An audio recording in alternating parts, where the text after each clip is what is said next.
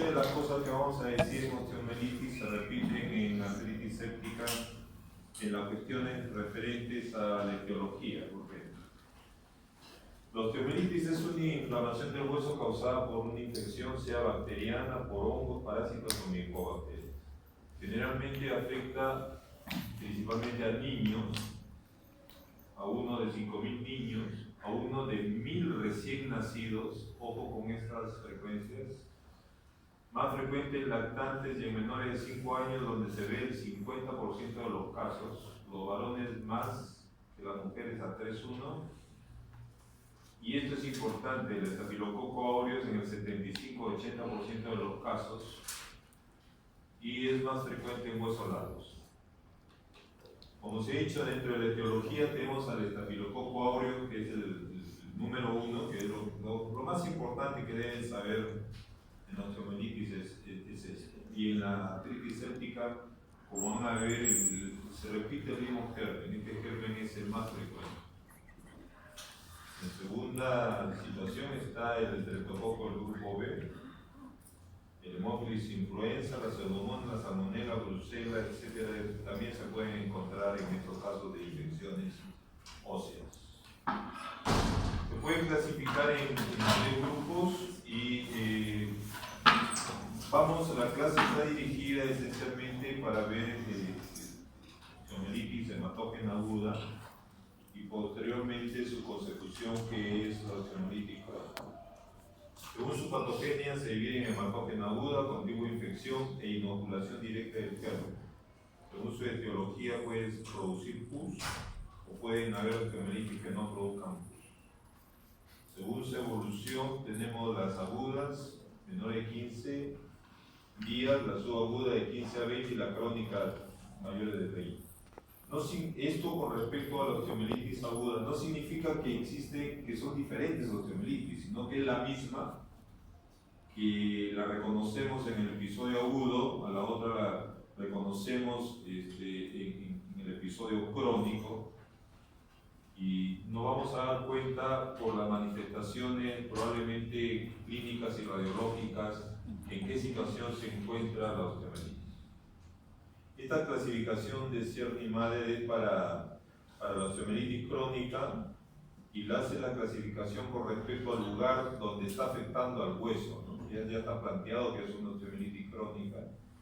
Habla de que puede existir compromiso medular, puede existir compromiso solo de la cortical superficial, puede haber compromisos de tipo segmentario o bien localizado, o puede esta osteomielitis ser muy difusa y que afecta a una gran parte del hueso.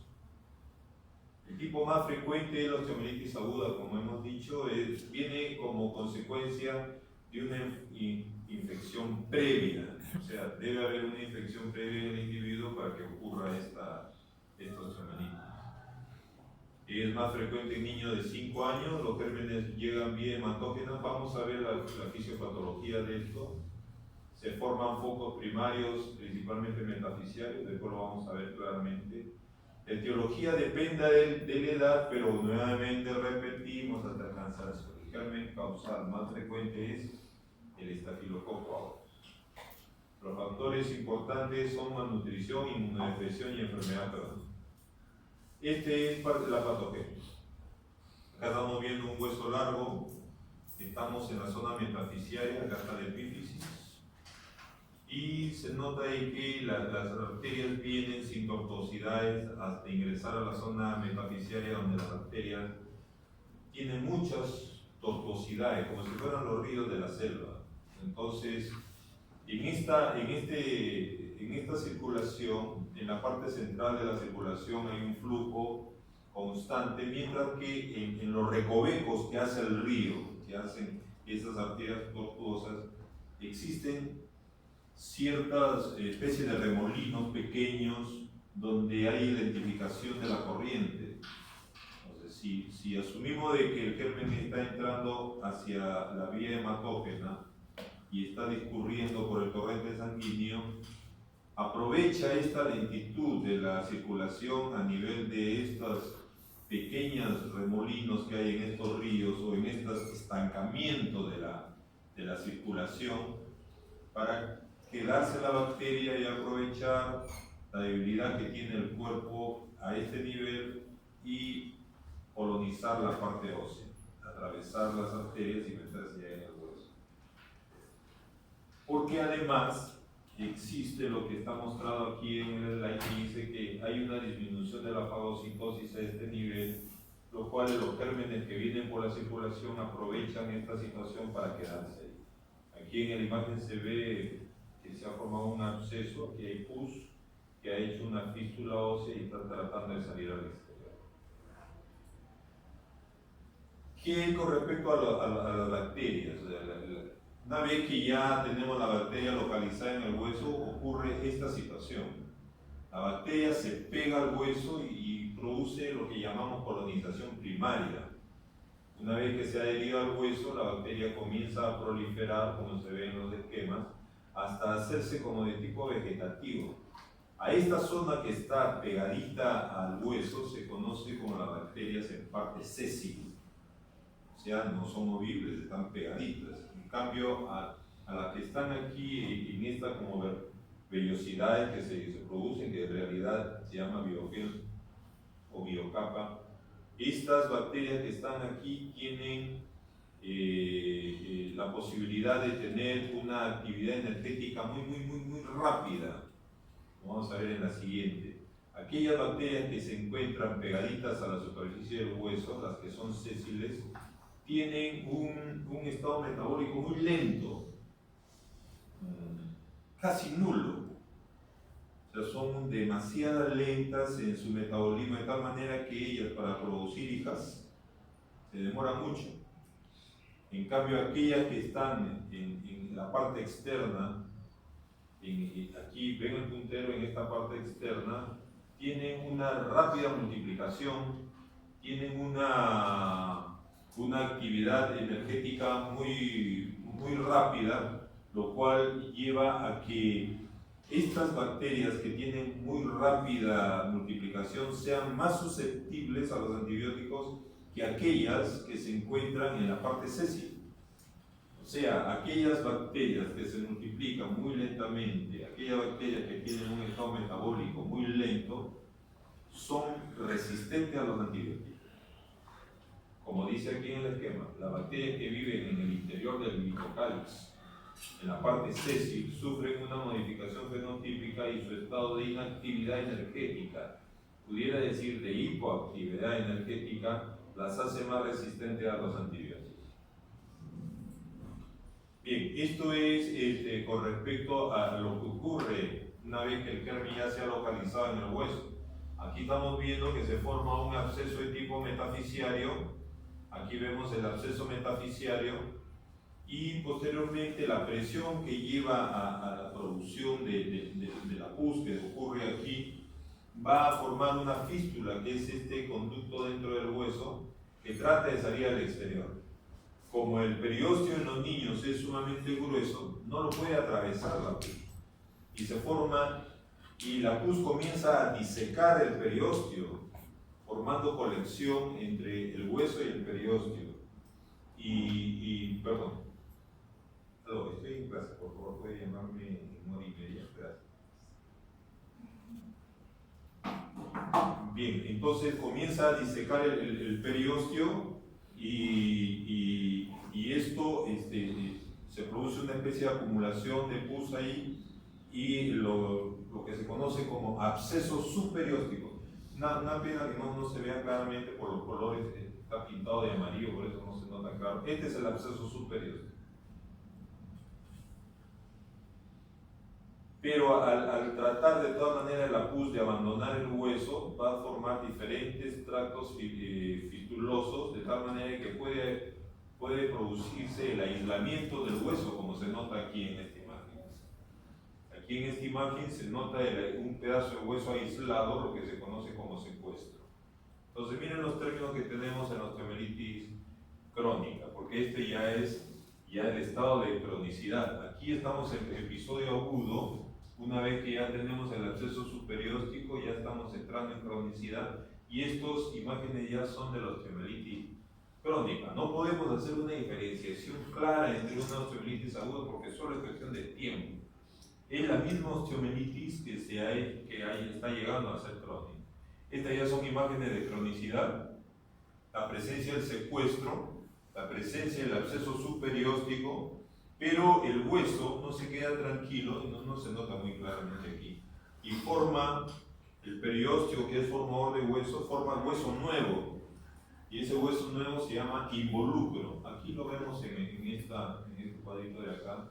Vemos el absceso metafisiario, forma el absceso subperióstico, y el absceso subperióstico logra perforar el periósteo y sale hacia las partes blandas y eso se conforma una fístula. Pero el absceso metafisiario también puede producir necrosis ósea, lo que se conoce como secuestro. El periósteo va a formar nuevo hueso, lo que se llama neoformación ósea, y a este nuevo hueso le llamamos como involucro, y esto es ya lo que conocemos como osteomielitis. Y también lo tenemos, la bacteria entra por la sangre, proliferación bacteriana. Ojo que en menores de 18 meses, como está aquí, puede existir infección de la epífisis, lo cual puede producir un absceso intraarticular. O sea, tenemos dos situaciones. Por un lado, se ha contaminado el hueso y por otro lado, se ha contaminado la articulación. Entonces, a esta doble contaminación, tanto del hueso como de la articulación, se conoce como artromielitis. O sea, hay un compromiso de la articulación y hay un compromiso de la zona del hueso.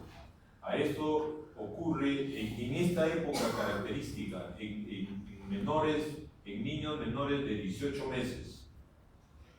Nuevamente, pues viene la infección, afecta la metáfisis de un hueso largo, pero como existe esta característica en niños donde hay metáfisis que pueden drenar hacia la articulación, la fístula que se produce después del absceso metafisiario no cae sobre parte blanda, sino se mete en la articulación y al contaminarla puede producir también artritis. Entonces tenemos una situación de artromielitis. Ojo que puede ser preocupante.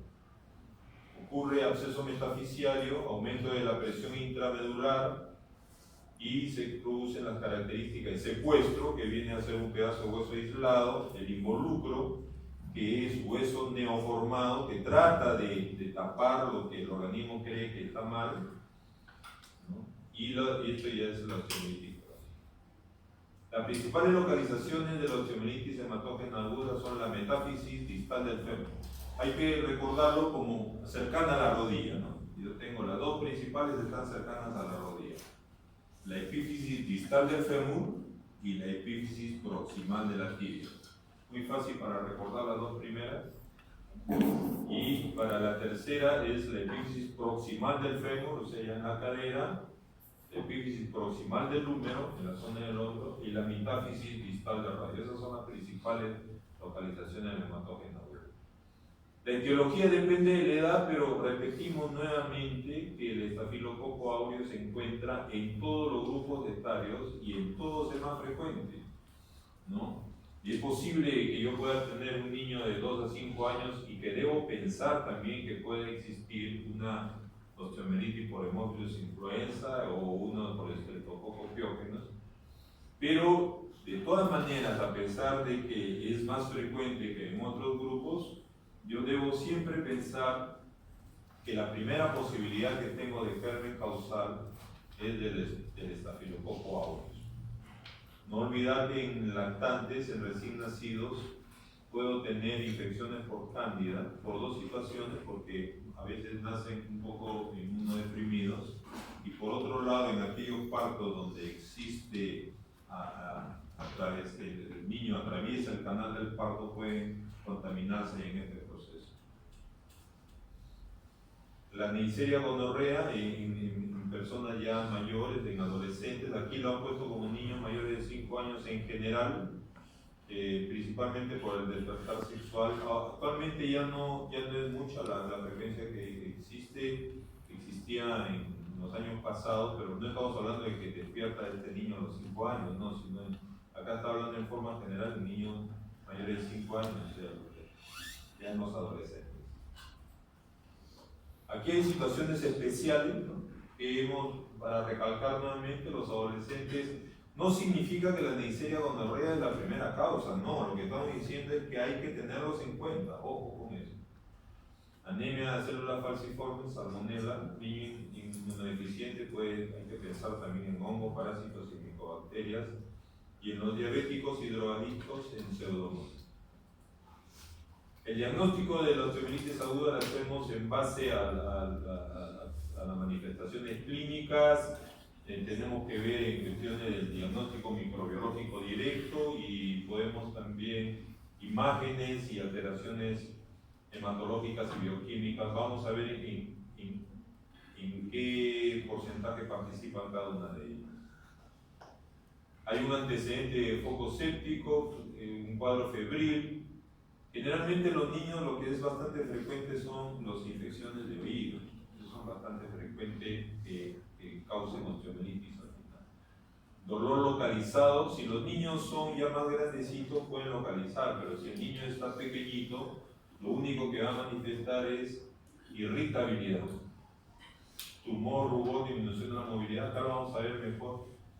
Los síntomas varían según la edad, según la forma de presentación. Miren lo que dice aquí, los recién nacidos, lo que predomina es la fiebre y el cuadro séptico. Ojo. En los lactantes hay irritabilidad, el chico no quiere recibir alimentos, está tirado muchas veces en la cama por el dolor. A veces no nos dicen dónde exactamente le duele, pero esas son sus manifestaciones. El niño mayor ya localiza el dolor, ¿no? Dice, me está doliendo aquí, tiene fiebre y una marcha antálgica. Las pruebas de laboratorio son en realidad inespecíficas, o sea, no nos dicen que existe la enfermedad y no siempre están alteradas. Los leucocitos normales pueden estar o están aumentados en 60%, la velocidad de sedimentación puede estar aumentada y la PCR aumentada, pero no nos dicen de qué enfermedad se trata, porque esto se eleva en muchas enfermedades. El hemocultivo, si yo logro cultivar la sangre de un paciente que está con fiebre, me da solamente el 50 a 60% de positividad. O sea, tampoco tiene una gran especificidad. La aspiración y la punción, o sea, yo logro esterilizar el campo y meto una aguja, un trocker y obtengo un aspirado de lo que creo que está afectado y me puede dar una positividad entre el 60 y 70%, no llega a 100. La biopsia ósea es la prueba que más positividad me da, que más específica es para esto. Me da un 90% de posibilidades de que el cultivo sea positivo a los gérmenes, siempre y cuando se ha hecho en un ambiente estéril, en un proceso de tipo quirúrgico, que después lo vamos a ver en un video. Muchas veces llegan los internos, y espero que ustedes, si alguna vez hacen el interno en mi hospital, no me vayan a pedir una biopsia. Me dice, doctor, hemos cultivado la secreción de la fístula, ¿no? Por estos huecos por donde sale la pus. Esto no es recomendable. La muestra no es recomendable porque se puede contaminar, porque la fístula es un conducto que une el hueso con la piel. Y lógicamente los gérmenes que están en la piel pueden ingresar a este conducto y colonizarlo. Entonces, ojo con ello, no envíen exudados de fístula porque eso no sirve. La muestra no es recomendable y la flora probablemente se encuentre contaminada. ¿En qué nos ayudan las imágenes? La radiografía simple, la ecografía, la gammagrafía. En la primera semana la radiografía simple, lo único que nos va a detectar es que está tumefacta las partes blandas. A partir de la segunda semana tenemos desmineralización ósea. Esto es muy subjetivo porque yo le puedo decir a un médico y me dice, ¿qué te parece? Me parece ok.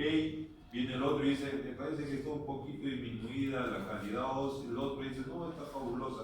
Entonces, esto de aquí es muy difícil, es muy subjetivo. Quizás pudiéramos encontrar elevación de perióstico, pero esto es muy difícil de detectar. Entonces, la radiografía, ¿qué nos está mostrando? Que en las primeras 2 semanas no nos sirve para hacer diagnóstico. O sea, muchas veces la osteomielitis aguda no la podemos detectar con las radiografías. Miren, la radiografía se hace presente a partir de la 3ª semana, cuando ya todos sabemos de que a esto ya se llama osteomielitis crónica. ¿Qué tenemos? Osteolisis. Vemos el secuestro, aquí hay un pedazo de hueso, está muerto como se ve en la imagen, miren, está rodeado de una parte oscura, que significa que ahí no hay tejido, entonces está flotando dentro del hueso. En otras palabras, no hay forma de cómo la circulación llegue a él, y este es un pedazo de hueso que se va a morir. Pero si se dan cuenta, alrededor existe una gran proliferación de tejido óseo, y a esto se conoce como, ¿qué dijimos que era?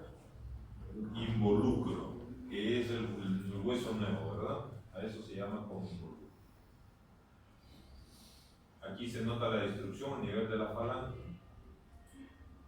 La ecografía, ¿de qué nos sirve? Nos permite ver que hay inflamación de las partes blandas, es precoz, pero no es específico. Me puede detectar que el periósteo se ha levantado producto de un absceso subperióstico, ¿no? Me puede decir eso, pero tampoco es específico. O sea, la ecografía la puedo hacer, pero es inespecífica. La gammagrafía ósea sí es muy sensible, ¿no? Es muy sensible, o sea, me puede estar presente en los primeros días de la lesión, pero es inespecífica, porque la gammagrafía puede ser positiva en tumoraciones, en golpes, en contusiones muy severas, puede estar presente. Por eso dice acá, sensibilidad 90%, especificidad 73%. O sea, tampoco nos ayuda inclusive la gammagrafía con sustancias. La tomografía axial computarizada tiene una utilidad muy limitada en aguda, preferiblemente la usamos cuando ya está el problema crónico, y como en este caso queremos visualizar cuánto de hueso se ha destruido y si existen o no secuestros. La resonancia magnética tampoco tiene una gran especificidad, no es totalmente específica, salvo ya en las personas muy entrenadas, quizás nos puedan dar una mano, pero nos permite ver las osteomielitis muy profundas, las que no están muy cercanas a la piel, por ejemplo la osteomielitis de columna, y principalmente ver el daño en los tejidos blandos. Entonces, de todas las pruebas que tenemos, la principal es cultivar por medio de una biopsia lo que encontramos dentro del hueso para saber qué germen tenemos afectando al hueso. Aquí algunas características. La radiografía se ve normal, y sin embargo la resonancia ya permite ver colecciones a nivel de las partes blandas o lesiones muy cercanas a la detritus. Aquí también la radiografía se ve normal, esta es una radiografía en niño, y aquí se ve el engrosamiento del periósteo y el compromiso de partes blandas también. ¿Y qué hacemos entonces para hacer cómo llegamos al diagnóstico de la osteomielitis? En primer lugar, necesitamos de estos criterios: aspirado purulento, cultivo bacteriano positivo, presencia de síntomas clásicos de la osteomielitis aguda, cambio radiológico tipo de la osteomielitis. Se requiere 2 de estos criterios para hacer el diagnóstico, o sea, la presencia de síntomas y el aspirado positivo de encontramos pus dentro del hueso. Ojo, se trata de una osteomielitis, hay que ver qué germen es el que nos está afectando. Entonces, dentro del diagnóstico microbiano tenemos el cultivo del absceso, el hemocultivo, que nos da poco porcentaje de éxito, sin embargo el cultivo biopsia es lo mejor. Normalmente para hacer el diagnóstico nos basamos en las manifestaciones clínicas. Si estas son positivas y una radiografía simple nos permite ver de que ya hay cambios radiológicos, entonces ya no estamos en osteomielitis aguda, sino ya estamos diagnosticando la cronicidad de esta osteomielitis con eso puede ser suficiente. Si no encontramos esto, no vamos a gammagrafía. Si la gammagrafía es negativa, hacemos la TAC y resonancia, y si esto es negativo, no vamos a biopsia. Muchas veces en nosotros, en los cuales los exámenes auxiliares son realmente caros, hacemos un puenteo de todo esto y tenemos manifestaciones clínicas y una radiografía sospechosa, y de frente no vamos a la biopsia sin hacer gammagrafía ni nada de estas cosas. Evidentemente por la situación que tenemos en los hospitales. El tratamiento son líquidos intravenosos, si hay fiebre le damos, si hay dolor también le damos medicina, una dieta rica en proteínas, y las medidas específicas es el drenaje quirúrgico, la inmovilización y los antibióticos, que se pueden dar por mes y medio, a veces 2 meses, dependiendo de lo que encontremos. Normalmente, antes de instaurar cualquier tratamiento, podemos hacer uso de tratamiento de forma empírica, porque necesitamos de todas maneras obtener la muestra, la biopsia del tejido que está afectado y cultivarlo, pero en ese tiempo el paciente no puede estar sin antibiótico. Necesariamente tenemos que poner un antibiótico, y como nos han enseñado que el germen más frecuente es el Staphylococcus aureus, la medicina que más le afecta es la cloxacilina, que no la tenemos acá, pero que la oxacilina también da buenos resultados. O sea, a esto que dice acá, cloxacilina, hay que quitarle la CL, le damos oxacilina acá en nuestro país porque no tenemos cloxa, que es principalmente el causante de las osteomelitis. Entonces, hasta que nos llegue el resultado del cultivo de la biopsia y nos diga específicamente qué germen tenemos, para buscar un antibiótico que destruya este germen. De repente es el estafilococo y ya hemos empezado a tratar. Ojo que si yo tomo la muestra hoy día, el resultado puede estar de cultivo a los 4 o 5 días, así que todo ese tiempo el individuo no puede estar sin antibióticos y le damos. No, tampoco debemos darle antibiótico al paciente apenas llega, porque lo más probable es de que si nosotros obtenemos una muestra después, es posible que ya no encontremos el germen y perdemos esa posibilidad. Así que esto se hace una vez que hemos obtenido la muestra de la biopsia. Este es un video para que vean cómo se hace. Aquí se ha localizado la extensión de la osteomelitis. La resonancia magnética nos está mostrando las imágenes. Existe una fístula. Está a una velocidad rápida porque no tenemos mucho tiempo. Al apretar sale pus. Está haciendo un corte por la misma fístula.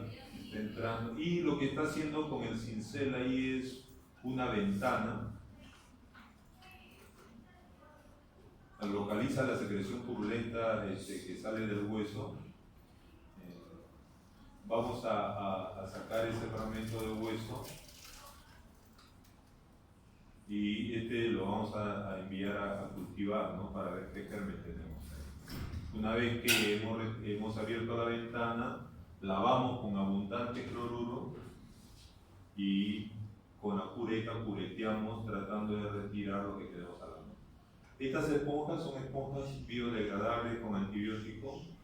Han llegado al país, pero evidentemente son un poco caras, nosotros no podemos ponerlas. Se está retirando la fístula porque si la dejamos pues es lo mismo que nada, estamos haciendo unos anchos alrededor del trayecto fistuloso para, al mismo tiempo se está dejando un dren por si quede posibilidades de secreción después y se coloca un vendaje acolchadito para que se mantenga. El diagnóstico diferencial con artritis séptica, celulitis. Ojo, si está roja la pierna, puede ser más celulitis que otra cosa, con todas estas, inclusive con osteosarcoma, cromoflebitis, etc. Las complicaciones, esto me puede llevar a una artritis séptica, si está muy cercana. Hemos dicho que en los niños menores de 18 meses puede haber ya una artritis séptica por cercanía de la metáfisis a la zona articular. embolia séptica a las tardías, bueno, ya hemos hablado ya de la osteomielitis crónica, o sea, no es una complicación, sino es una consecuencia. Al debilitarse el hueso puede producirse fracturas, si hay afecta en niños de crecimiento, puede dar después deformidades óseas o alteraciones de crecimiento. Existen tres formas especiales que son las osteomielitis subagudas, que la vamos a ver rápidamente, un slide para cada una. El absceso de Brody.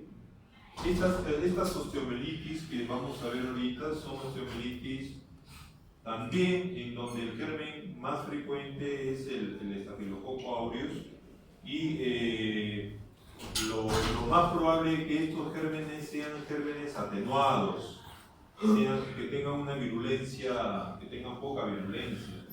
Pues probablemente haya habido tratamientos antibióticos previos en el sujeto que hayan hecho que el germen sea un germen de muy poca virulencia.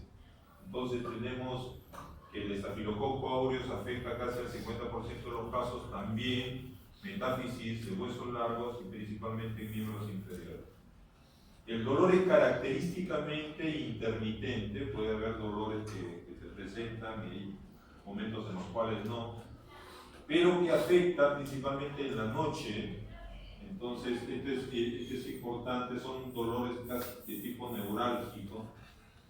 Hay que hacer la diferenciación con tumores y el tratamiento es también lo que hemos visto, curetácea y antibiótico.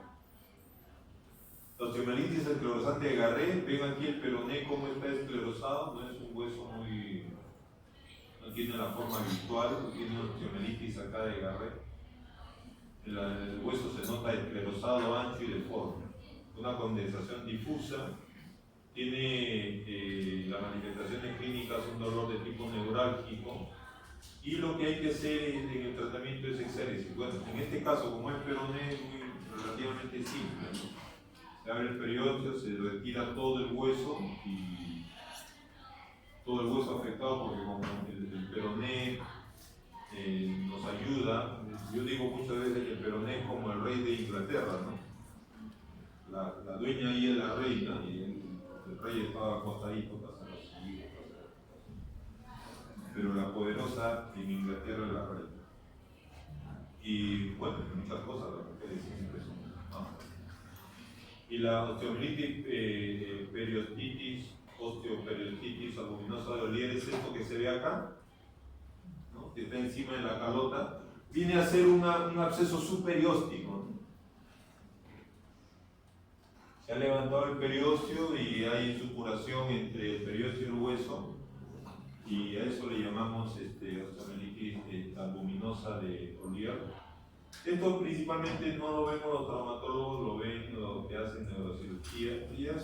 Estas tres osteomielitis subagudas son muy raras de encontrar actualmente, pero algunas veces por ahí tenemos.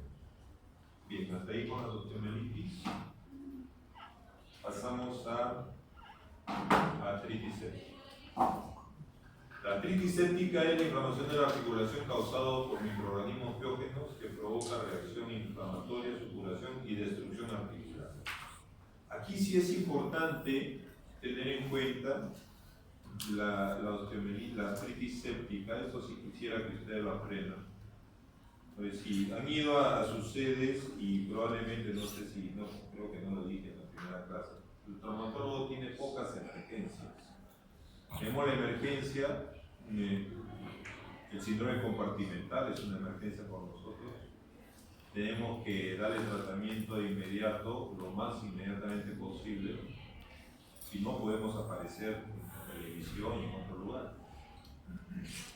La otra es las fracturas expuestas, porque puede existir compromiso infeccioso a nivel de los huesos cuando se quedan mucho tiempo con la suciedad. La otra emergencia que tenemos son la luxación de las grandes arterias, sea la cadera, el hombro y principalmente la rodilla. Ojo, porque la rodilla puede producir alteraciones a nivel de la arteria poplitea, y en algunos sujetos que han tenido luxaciones que después se han resuelto, inclusive hasta espontáneamente, en algunos casos la lesión de la arteria ha sido importante y ha producido necrosis por debajo de la rodilla que llega a amputaciones y a pesar de que aparentemente no había lesión importante, cuando llegó al hospital ya la arteria se había dañado en el proceso de la luxación. Así que ojo con la luxación de la rodilla cuando ustedes lleguen al internado. Esto es importante, o cuando estén en el CERUM, cualquier luxación de rodilla necesita observación a pesar de que ya se haya resuelto la luxación. Y por supuesto la artritis séptica, por las cosas que vamos a ver después, porque la destrucción que se produce una vez que el cartílago se destruye, no existe sustituto. La única sustitución que nosotros tenemos en pacientes mayores es poniéndole la prótesis, pero no podemos condenar a niños pequeños a uso de prótesis, porque además no es posible condenar. Es muy semejante a la osteomielitis, pero es un poco más frecuente, como dice, más frecuente que osteomielitis, más frecuente en lactantes y niños menores de 3 años, los varones igual, de 2 a 1. En niños pequeños, recién nacidos, ojo lo que dice aquí, puede ser poliarticular, o sea, no solamente afectar una articulación, sino pueden afectar 2 o 3 articulaciones. En aquellos recién nacidos que también son inmunocomprometidos, ¿no? El estafilococo aureus nuevamente es la primera causa, es más frecuente en rodillas, tobillo y cadera. En los recién nacidos, ojo, miren, en general es más frecuente en rodilla, pero en los pequeños, en los niños, es más frecuente la cadera. Ojo con esta situación. En los niños es más frecuente la cadera, pero si sumamos a todas las artritis sépticas, la más frecuente es la rodilla. En el adulto es más frecuente la rodilla. Adultos, como dice acá, la rodilla es más frecuente. Puede haber artritis gonocócica en mujeres es 3-1 y es de buen pronóstico si diagnostica en los primeros 3 días. Nuevamente repetimos que la osteomielitis, la otitis media, la infección ótica, puede ser una de las causas principales de la artritis séptica, y que también lo dijimos en la osteomielitis. La infección de los catéteres, los problemas de garganta, etc. Y aquí repetimos otra vez, en los niños menores de 18 meses la artritis séptica acompaña con frecuencia a la osteomielitis debido a la circulación metaepifisiaria que atraviesa el disco de crecimiento, o en niños mayores la metáfisis intraarticular permitiendo la extensión del proceso. Ojo con esto, y aquí se nota claramente, aquí está el absceso superiórtico, ha producido una fístula y se está metiendo la pus en la cavidad articular, en estas metáfisis que son intraarticulares, pero en los niños pequeños es fácil que también la pus pueda atravesar el disco y meterse a la zona articular. Bueno, tenemos que ha producido la artritis infecciosa, se puede producir sea por extensión local, por vía hematógena o por inoculación directa, muy semejante a cómo se produce la osteomielitis, pero claro, la patogenia es diferente, porque aquí no es que por los vasos tortuosos, no, sino que las bacterias entran en la articulación, existe una respuesta inflamatoria, aumenta el líquido articular, lo cual posteriormente aumenta el crecimiento bacteriano, y lo que ocurre es que el organismo envía sus glóbulos blancos a la defensa, pero estos glóbulos blancos, al liberar las enzimas proteolíticas, ellos destruyen el cartílago articular. O sea, el glóbulo blanco va a atacar, pero algunas células se caracterizan por englobar las bacterias y otras por ellas mismas hacerse un harakiri, por decirlo de esa manera, para liberar sus enzimas y que estas enzimas destruyan a la bacteria. Claro que logra destruir parte de la bacteria, pero las enzimas quedan en el líquido articular flotando y pueden dañar el cartílago, o sea, nuestras propias defensas al final pueden dañar. El aumento del líquido articular, sea purulento, puede definitivamente aumentar aumenta la presión intraarticular y el aumento de la presión intraarticular que está tensión en la cápsula también destruye el cartílago. Por eso es que después, como vamos a ver en el tratamiento de esto es el drenaje. Con el drenaje logro dos cosas.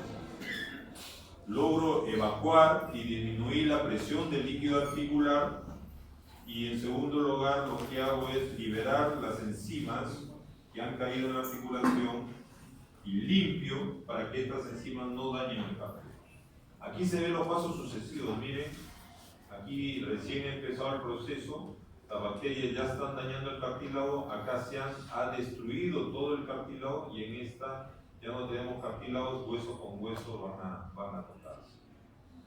La artritis séptica se puede producir, como ya hemos dicho, también por la disminución de la defensa del huésped cuando tenemos enfermedades neoplásicas en neonatos, en ancianos, en alcoholismo, enfermedades crónicas tipo diabetes, cirrosis, insuficiencia renal, cuando el paciente está sometido a puede producirse infección, también cuando hay inmunosupresores, pero también puede producirse artritis séptica, hemos dicho, por penetración directa. En algunos de los procedimientos que nosotros mismos a veces lo llevamos, no queremos hacer una artrocentesis, no lo hacemos con mucho cuidado. Nosotros hemos visto, y no quisiera discutir con los reumatólogos, muchas veces lo hemos visto haciendo sus infiltraciones muy simplistas en cuanto al aseo.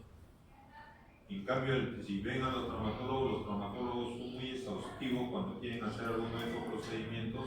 Hacen una amplia zona, la limpian muy bien, se ponen los guantes, todo este estéril y de esa manera logran ingresar a la articulación o a los tendones. Entonces, probablemente ellos no hayan tenido muchos problemas porque infiltran los tendones, pero en las articulaciones los que tratan las artritis sépticas no son los reumatólogos, sino los traumatólogos o los ortopedistas. Hemos visto que algunos procedimientos tipo artroscopías que nosotros las hacemos, o artrocentesis, también pueden llevar a artritis séptica, así como las heridas cortantes, ¿no? Cuchillos que a veces ingresan, el ingreso de una bala, el ingreso de un diente, ¿no? O sea, de la mordedura. Hay pacientes que a veces llegan a emergencia, ustedes que van a ser internos, el paciente viene, le ha metido un puñete a cierta persona, logró encontrar un diente y el diente cortó el nudillo y logró ingresar sea a las partes blandas o a la articulación. Este es un estado muy serio que a veces lo dejamos pasar.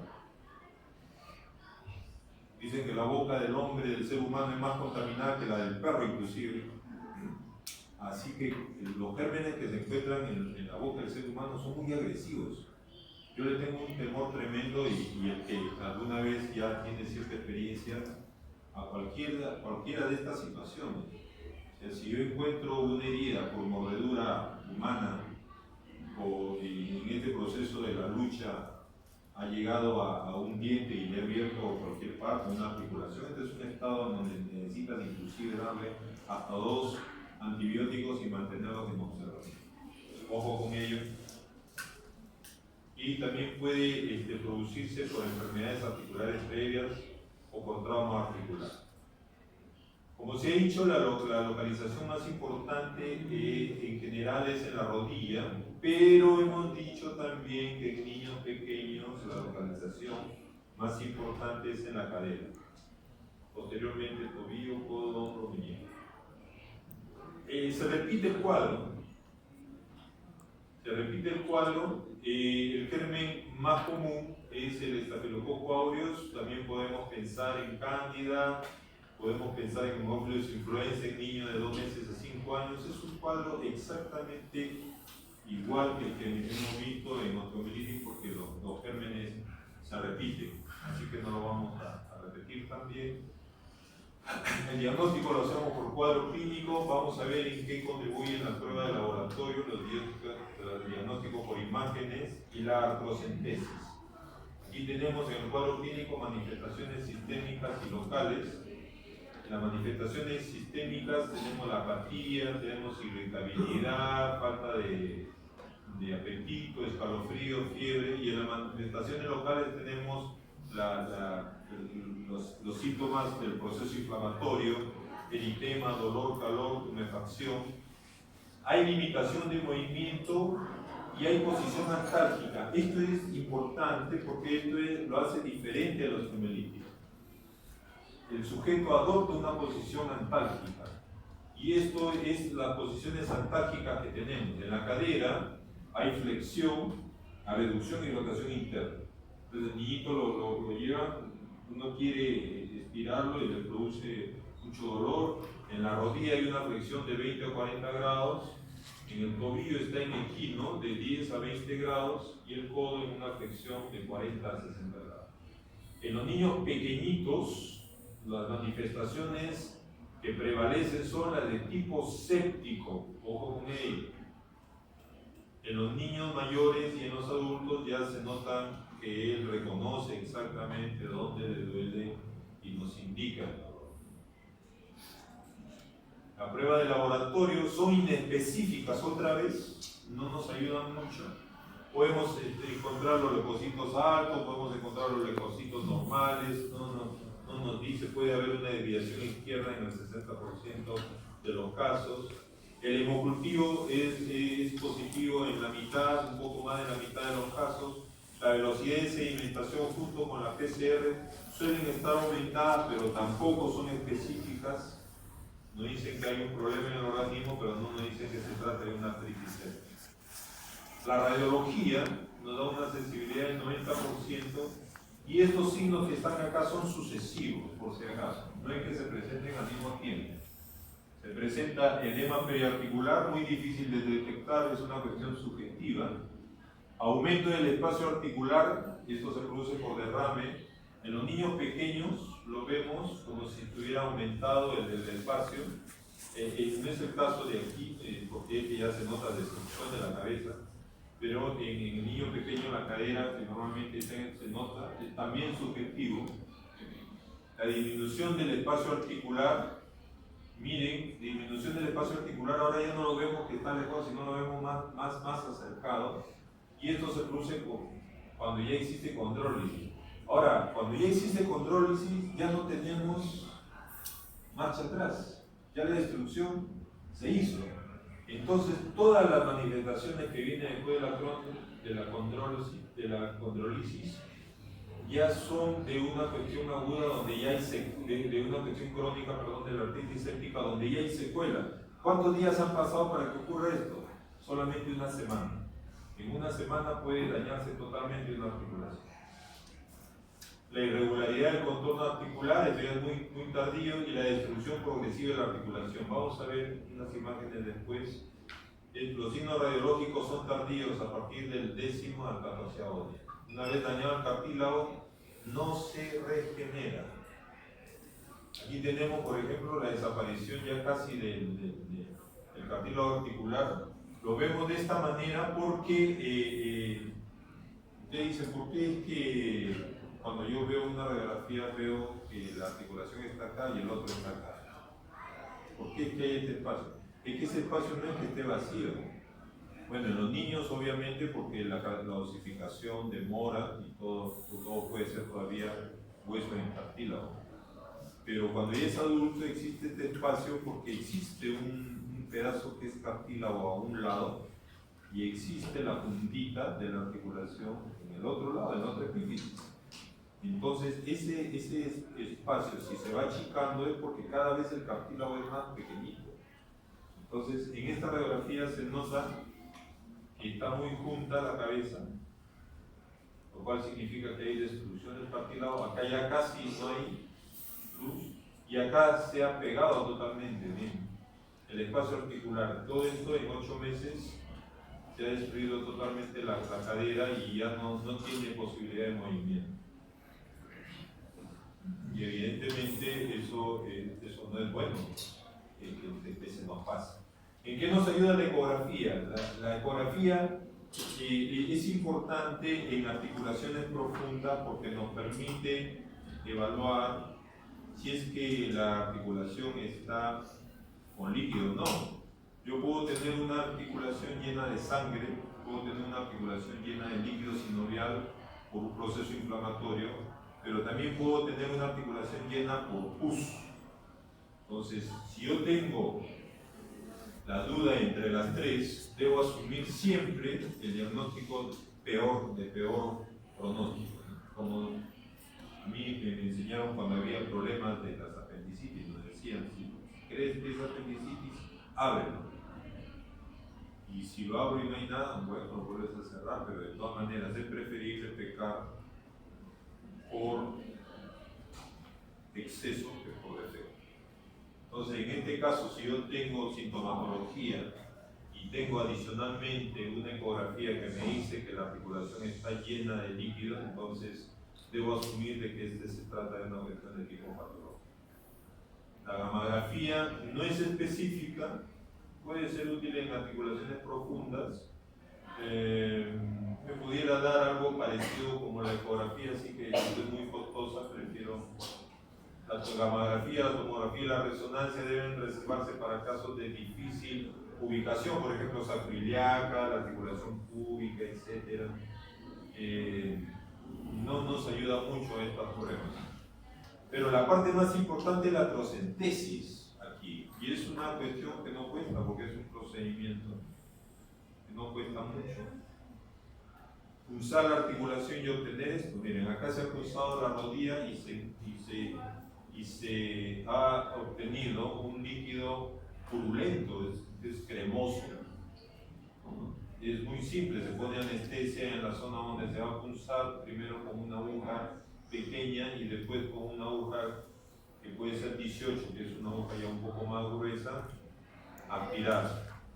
¿Con qué finalidad? Con la de obtener en realidad el diagnóstico. Podemos tener el diagnóstico de enfermedad, pero todavía no es etiológico el diagnóstico. Este material purulento tenemos que cultivarlo para definir exactamente qué germen. Entonces la artrocentesis lo uso para fines diagnósticos y terapéuticos. Ojo. Aquí tenemos las características del líquido articular cuando está en séptico, o sea, cuando hay artritis séptica, es turbio, mayor de 50.000 leucocitos, mayor del 90%, el neutrófilo, la glucosa menor de 20, las proteínas son altas y la formación del coágulo es pobre. La artritis séptica, de los criterios diagnósticos, aumento de la temperatura, edema, dolor a la movilización, manifestaciones sistémicas presentes. Yo le hago a veces a los niñitos muy simple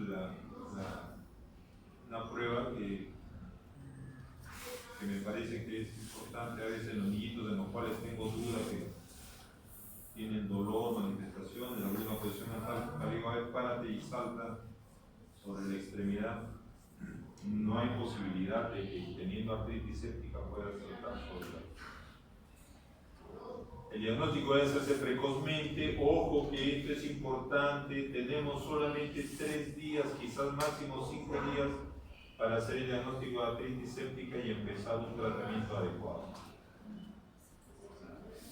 El tratamiento incluye dar antibióticos a la segunda, por lo menos de 4 semanas, a veces hasta 6 semanas.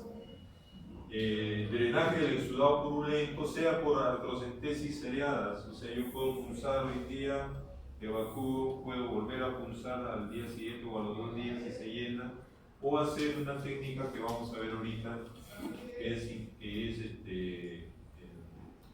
la irrigación de la articulación. De 2 años, 2 meses, con aumento de volumen de la rodilla derecha, se puede comparar las 2 rodillas. Hay dificultad para extenderlo totalmente, ha estado cruzando con fiebre, hay aumento de volumen en la rodilla, el movimiento está lento.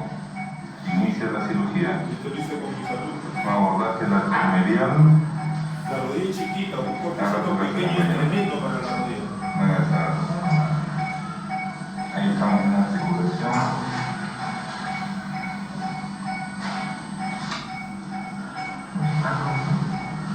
Estamos perforando la Ahí está, cápsula. pues mira.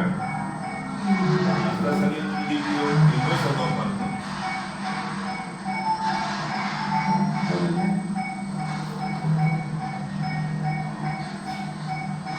Ya la articulación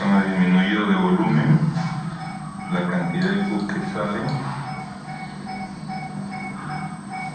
Y esto lo ponemos para lavar.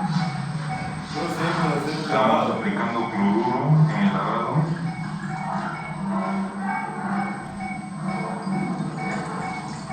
Este es hasta cansarse, Esa pus hubiera destruido toda la articulación.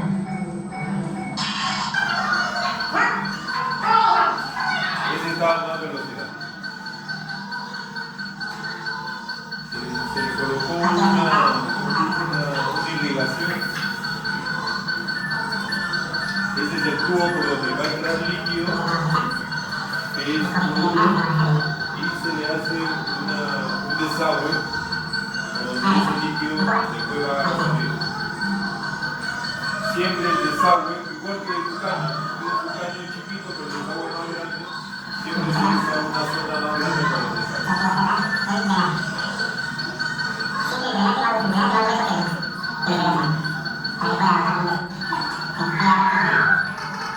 puede inventar y se le pone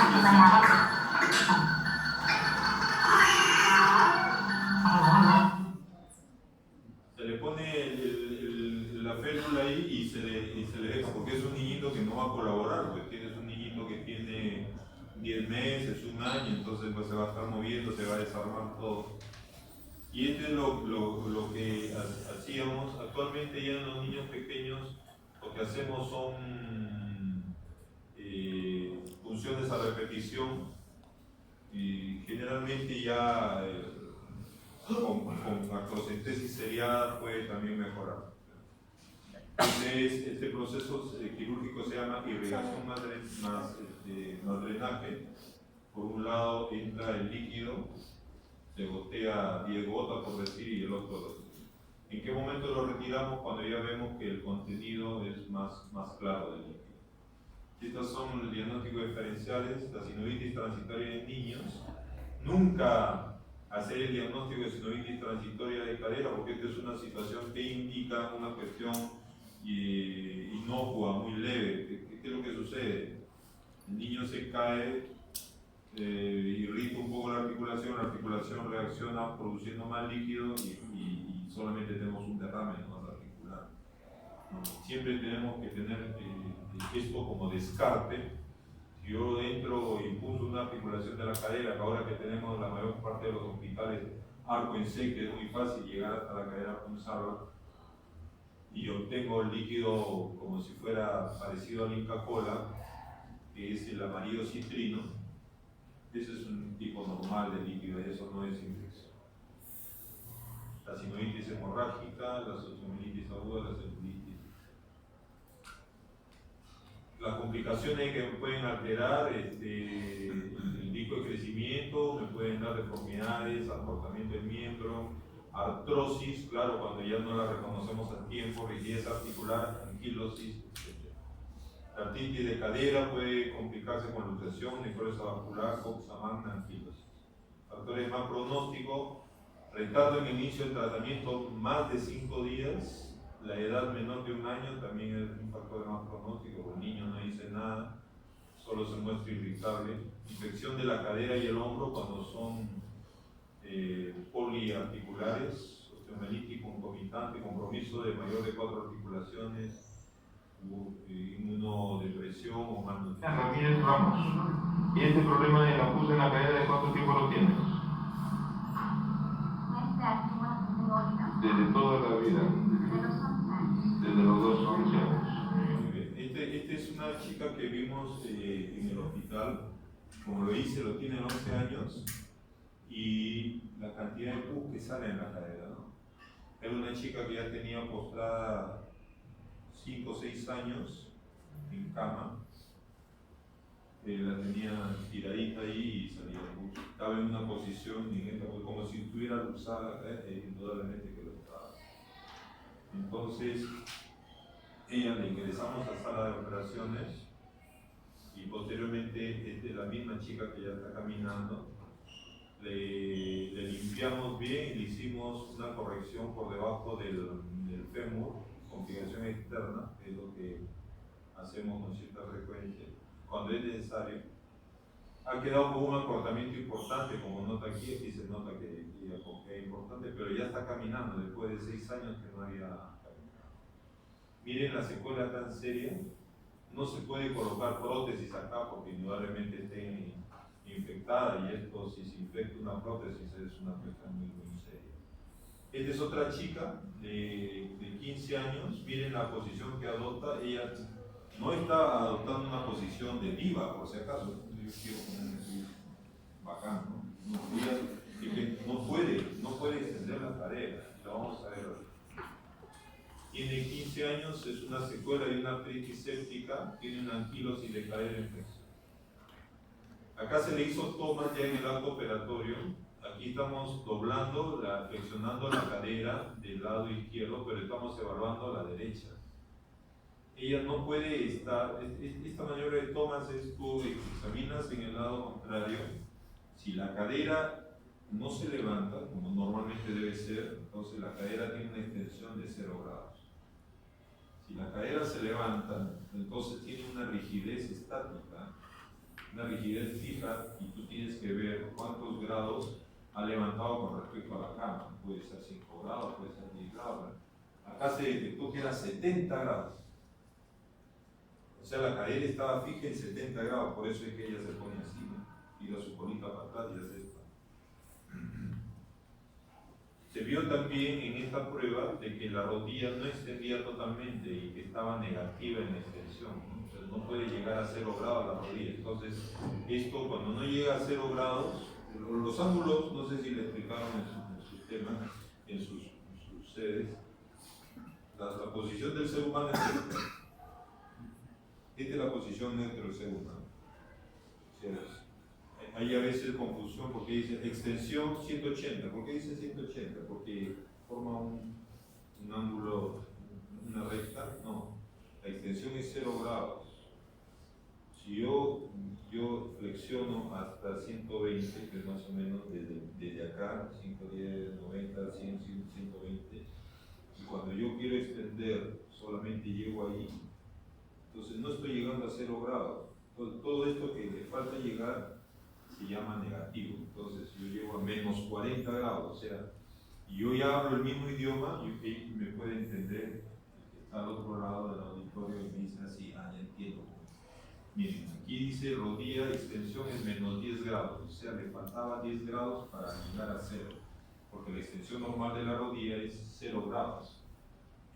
La cadera estaba en una flexión rígida de 70 grados. Existía además aducción, o sea, la cadera estaba hacia adentro, ¿sí? Y había flexión. Entonces, imagínense si la cadera está estática, ¿cómo ella va a caminar? Si para caminar yo tengo que estar en 0 grados de flexión de cadera y 0 grados de flexión de rodilla y a 90 grados en el tobillo, o 0 grados. Entonces, ella para caminar tenía que hacer, ¿no? Y eso probablemente lo veamos. Estos son en la cadera vista, no había cartílago articular, estaba destruida, la cadera estaba pegada y teníamos la duda de ingresar hacia la cadera y despegarla o hacerle un procedimiento alterno, que era tratarla por la zona trocantérica, que es una zona metafisiaria de hueso esponjoso que cura muy rápido, ¿no? Por eso es que las fracturas intertrocantéricas hay pocas artrosis. Entonces le enseñamos esto, la pierna estaba hacia arriba, le cortamos la zona trocantérica y le pusimos fijadores. Acá estamos en proceso de la cirugía, ¿no? La pierna doblada como siempre hacia adducta y le pusimos la extremidad que tenga casi, no la podemos dejar totalmente extendida porque imagínense si ahora va a estar pegada totalmente a la cadera, para sentarse cómo va a ser ahora, ¿no? Tenemos que dejarla con un poquito de flexión, un poquito abducida y rotación externa en esta posición. Aquí están los procedimientos, le pusimos fijador interno, hicimos la cuña en esta posición, pusimos hacia la cadera, y esta es la posición del acto ya cuando todavía no despierta del acto operatorio, ¿no ven? Está ahí la cadera. llega en una posición mejor, un poquito de rotación externa como lo dijimos. Y aquí tenemos en el preoperatorio la cadera flexa, este es en el postoperatorio, un poquito de flexión no lo hemos quitado, estos son los clavos que se pusieron, este es el intraoperatorio, este es el postoperatorio. Aquí ya se le ha quitado los clavos, ya curó la fractura que se le hizo. Y aquí la tenemos cuando ella llega al consultorio, es difícil de caminar. Tiene que hacer hiperlordosis para poder apoyar, y miren cómo está.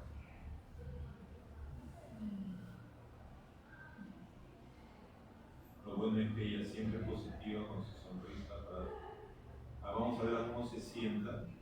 Existe cierta incomodidad porque no flexiona la cadera, pero puede sentarse. Totalmente diferente una imagen de la otra.